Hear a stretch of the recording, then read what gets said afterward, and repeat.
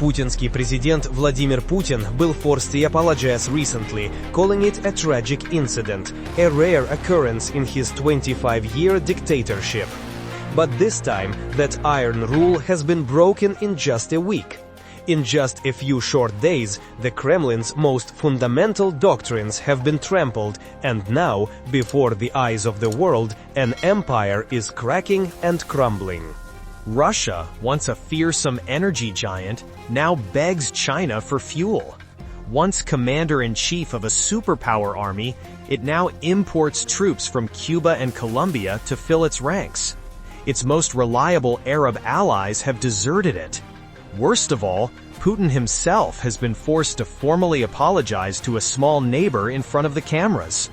Vladimir Putin had to personally call the leader of Azerbaijan, a country that was once considered Moscow's backyard, where he could act at will, to officially apologize to the world. That moment, at first glance, seems like a small detail in the flow of history, but make no mistake. It is just the smallest tip of a giant iceberg that is gradually being revealed. Because this is not simply a story about an unfortunate phone call, but the death knell of the illusion of Russia as a great power, a fairy tale that Putin himself has been telling for more than 2 decades.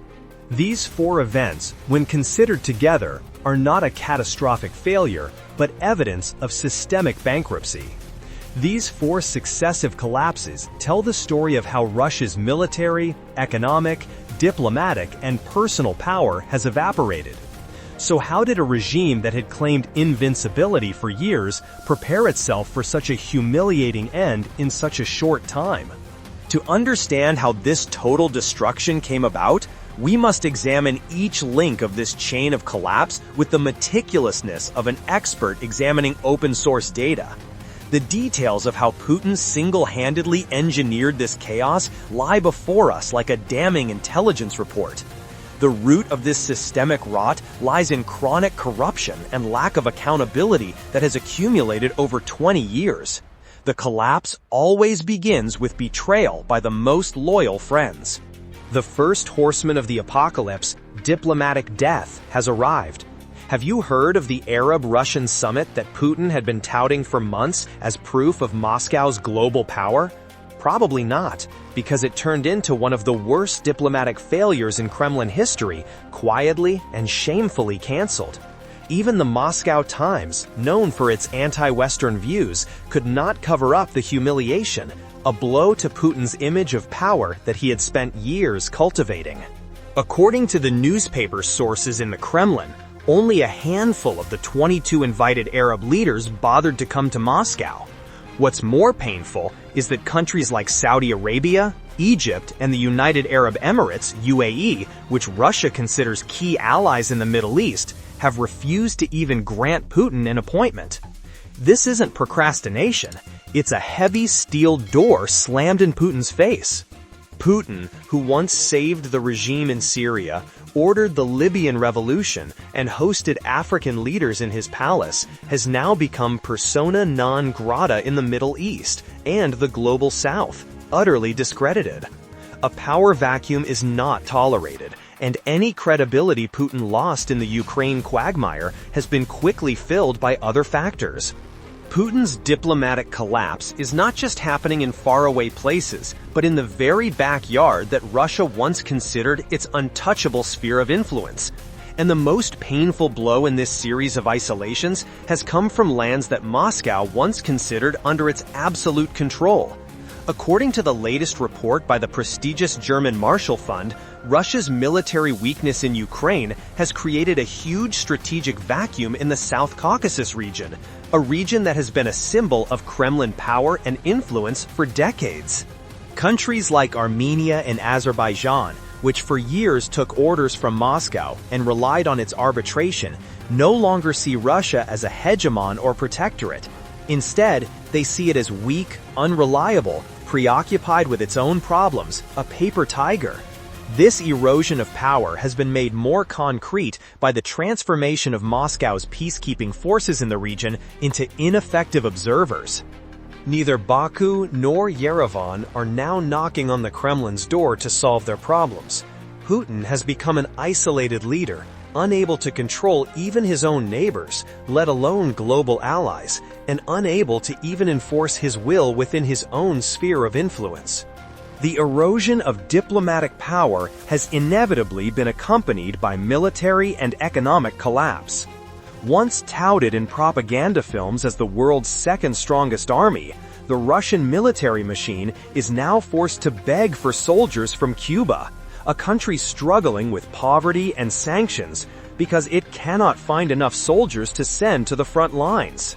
According to a shocking scandal uncovered by the prestigious Spanish newspaper El País, and later confirmed by Ukrainian military intelligence documents, Russia is luring some 20,000 young Cubans into the Ukrainian slaughterhouse with false promises of high salaries and the right to Russian citizenship. Independent analysis by the magazine Small Wars Journal also shows that the entire process is essentially a recruitment campaign based on sheer lies and manipulation. The moral and logistical rot in the Russian military has become clear, but this is no mere mercenary deal. It is an admission that a superpower has failed militarily and demographically, has exhausted its own manpower, and is resorting to the most desperate methods to fill the gaps on the front lines. It also shows how badly the mobilization system has collapsed. The fact that the Kremlin is now trying to hide its battlefield losses by appealing outside its borders exposes the regime's weakness. This military defeat is also an admission that Russia has found itself in an untenable position. If a state cannot convince its citizens to go to war and is forced to send the youth of a poor island to die on the front lines, then that state has exhausted its military capabilities. This is not a strategic move, but strategic desperation. And right after the military defeat, the third and most ironic horseman of the apocalypse appeared: economic collapse. This was truly one of the greatest tragedies of modern history. Russia, which for years had threatened Europe by turning off the taps on its gas and oil, turning energy into a strategic weapon, now had to turn to Asia for help, unable to provide enough fuel for both its army and its people. According to a report by KyiV Independent, based on analysis of satellite imagery and commercial data, Ukraine's relentless kamikaze drone attacks over the past 6 months have destroyed about 40% of Russia's oil refining capacity. This is a technical breaking point. Cheap Ukrainian technology has destroyed Russia's massive and cumbersome energy infrastructure. The economic collapse was evident in miles-long lines at gas stations and created civil panic among farmers left helpless in their fields. Export bans, panic buying, and soaring prices turned the crisis into a management disaster. Russia's economic backbone was held up by Ukraine's clever innovations. So what did the Kremlin do in response? In an effort to hide its embarrassment, it signed emergency deals to import 150,000 tons of gasoline a month from countries like China and Singapore.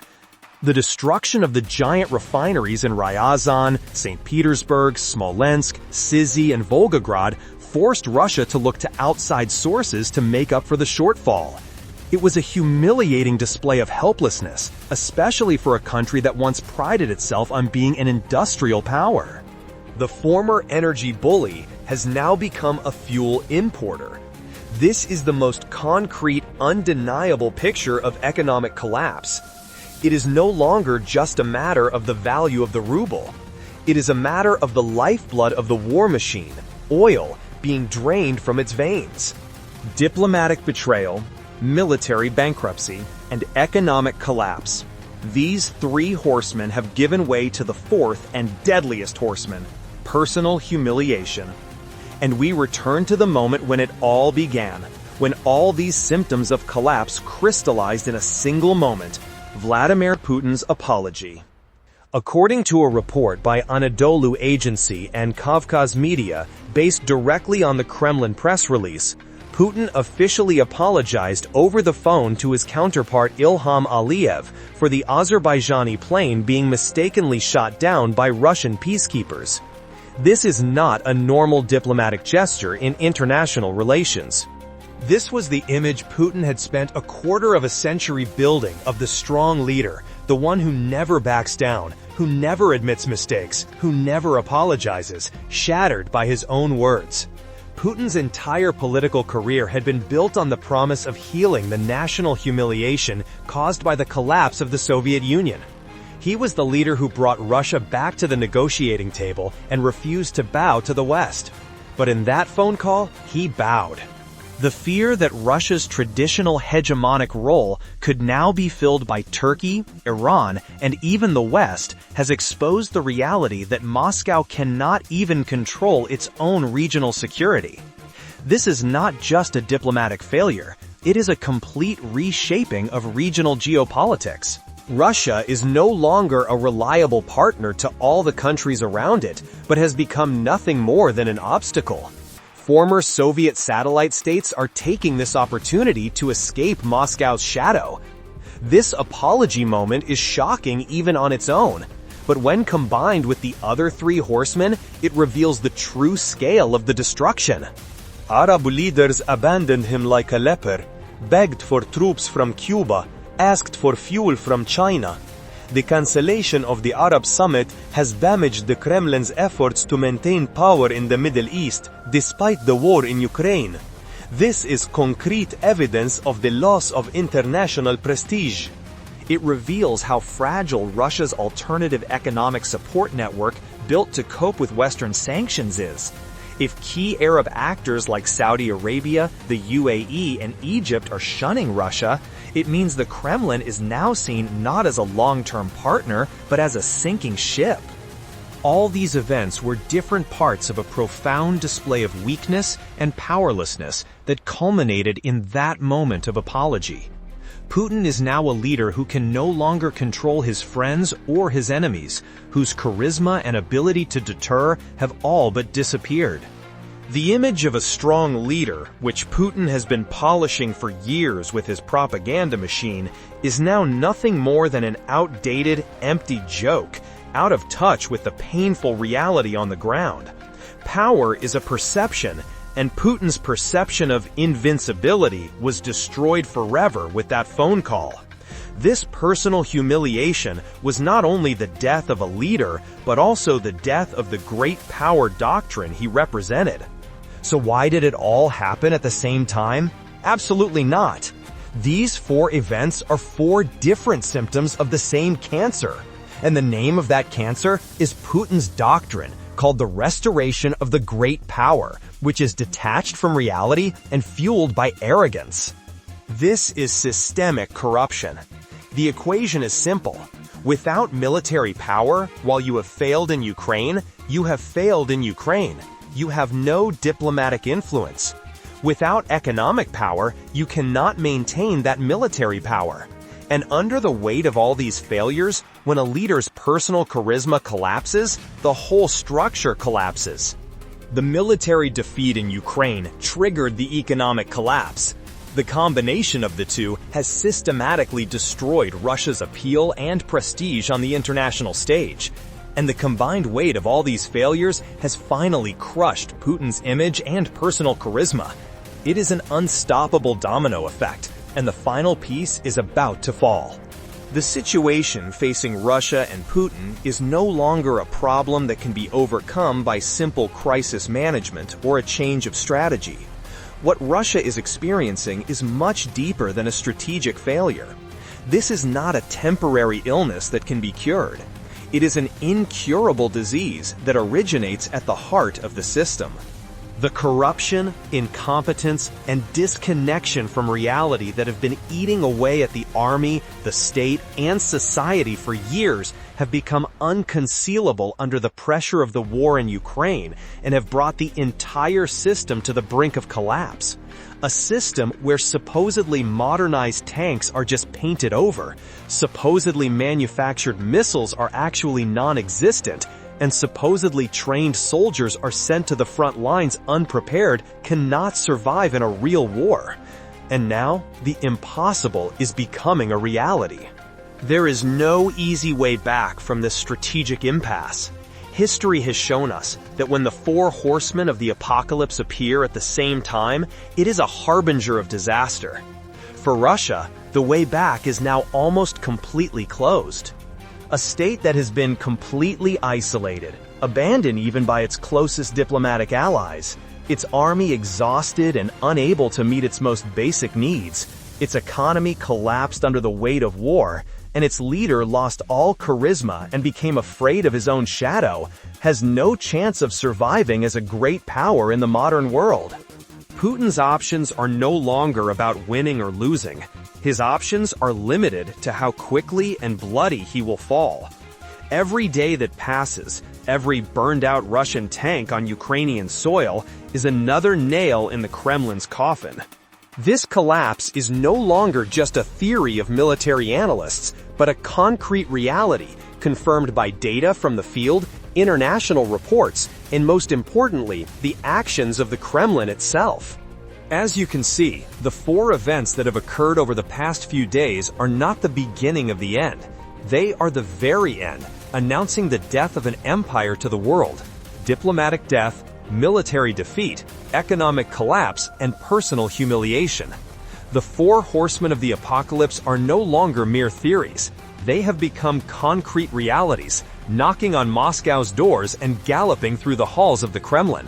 Vladimir Putin's empire of more than a quarter century, built on fear and oil, is now dissolving before our eyes like a fast-forwarded movie, leaving no trace of the power it once boasted about.